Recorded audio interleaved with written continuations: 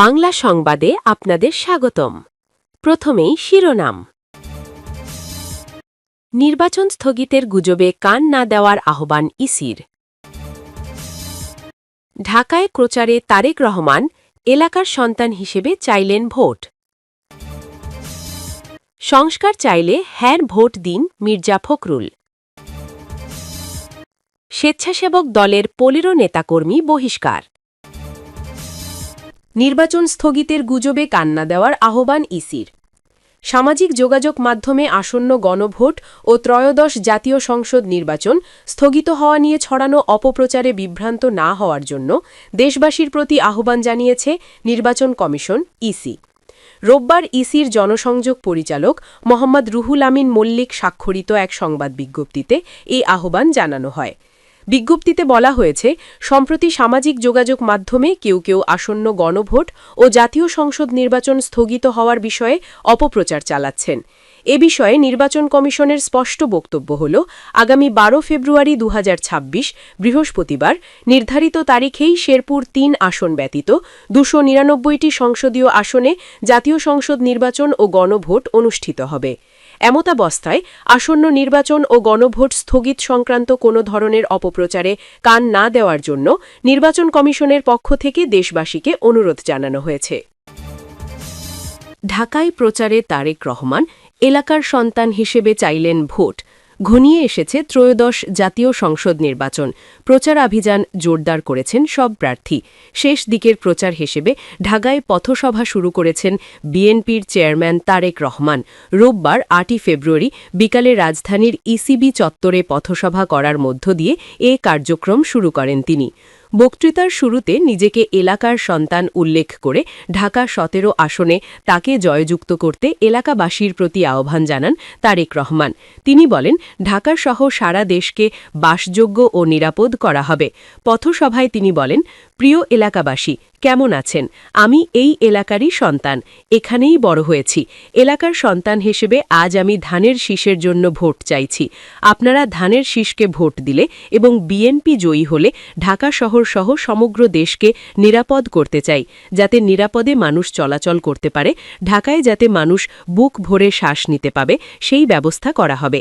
এ সময় তিনি রাজধানীতে খেলার মাঠ এবং ইসিবি চত্বর থেকে জসিমউদ্দিন পর্যন্ত রাস্তা প্রশস্ত করার প্রতিশ্রুতি দেন। সংস্কার চাইলে হ্যাঁ ভোট দিন মির্জা ফখরুল। বিএনপির মহাসচিব মির্জা ফখরুল ইসলাম আলমগীর বলেছেন, রাষ্ট্রকে মেরামত করতে হলে সংস্কারের বিকল্প নেই। যারা দেশের প্রকৃত সংস্কার ও উন্নয়ন চান, তাদের হ্যাঁ ভোটে সিল দিয়ে নিজেদের রায় জানাতে হবে। রোববার ৮ ফেব্রুয়ারি দুপুরে ঠাকুরগাঁও সদর উপজেলার জগন্নাথপুর ইউনিয়নের গলিববাবুর হাটে এক নির্বাচনী পথসভায় প্রধান অতিথির বক্তব্যে তিনি এসব কথা বলেন। মির্জা ফখরুল বলেন, বিগত দিনে খারাপ লোকেরা এই রাষ্ট্রটাকে ধ্বংস করে ফেলেছে। বর্তমানে রাষ্ট্রকে সঠিক পথে ফিরিয়ে আনার জন্য পরবর্তী সরকারকে দায়িত্ব দেওয়া হয়েছে। এই হ্যাঁ না ভোটের মাধ্যমেই প্রমাণিত হবে কারা দেশের সংস্কার চায় আর কারা চায় না। যদিও গণভোট সম্পর্কে এখনও অনেকের স্বচ্ছ ধারণা নেই, তবে স্পষ্ট করে বলতে চাই, দেশকে গড়তে চাইলে হ্যাঁ বাক্সে সিল দিতে হবে। নিজের নির্বাচনী এলাকার মানুষের উদ্দেশ্যে বিএনপি মহাসচিব বলেন, আপনাদের মূল্যবান ভোটের মাধ্যমে আমি ঠাকুরগাঁওয়ের জন্য বিশেষ কিছু কাজ করতে চাই। আমাদের নেতা তারেক রহমান ঘোষণা দিয়েছেন, আমরা নির্বাচিত হলে প্রথমেই ৫০ লাখ মায়ের জন্য ফ্যামিলি কার্ড করে দেওয়া হবে। এছাড়া কৃষকদের জন্য বিশেষ কৃষি কার্ড দেওয়া হবে, যার মাধ্যমে তারা ন্যায্য মূল্যে সার, বীজ ও সেচ সুবিধা পাবেন। কৃষক ও সাধারণ মানুষের দুর্ভোগ লাঘবে ইশতেহারের প্রতিশ্রুতি তুলে ধরে তিনি আরও বলেন, বিএনপি সরকার গঠন করলে কৃষকদের ১০,০০০ টাকা পর্যন্ত কৃষি ঋণ সুদসহ মকুফ করে দেওয়া হবে। একই সঙ্গে বিভিন্ন এনজিও থেকে নেওয়া মায়েদের ঋণও মকুফ করার পরিকল্পনা আমাদের রয়েছে। এছাড়া ১.৫ বছরের মধ্যে ১ কোটি বেকারের কর্মসংস্থানের ব্যবস্থা করা হবে। সাম্প্রদায়িক সম্প্রীতির ওপর গুরুত্বারোপ করে হিন্দু ধর্মাবলম্বীদের উদ্দেশ্যে ফখরুল বলেন, এই দেশে সংখ্যালঘু বলতে কিছু নেই। আমরা সবাই এই রাষ্ট্রের সমান নাগরিক। আপনারা নিজেদের অধিকার নিয়ে সাহসের সঙ্গে দাঁড়ান। বিএনপি অতীতেও আপনাদের পাশে ছিল, ভবিষ্যতেও থাকবে। পথসভায় জেলা ও উপজেলা বিএনপির বিভিন্ন পর্যায়ের নেতাকর্মী ও বিপুল সংখ্যক সাধারণ মানুষ উপস্থিত ছিলেন।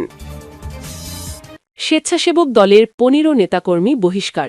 দলীয় শৃঙ্খলা পরিপন্থী কর্মকাণ্ডে জড়িত থাকার অভিযোগে ঝিনাইদহের কালীগঞ্জ উপজেলায় বাংলাদেশ জাতীয়তাবাদী স্বেচ্ছাসেবক দলের ১৫ জন নেতাকর্মীকে বহিষ্কার করা হয়েছে।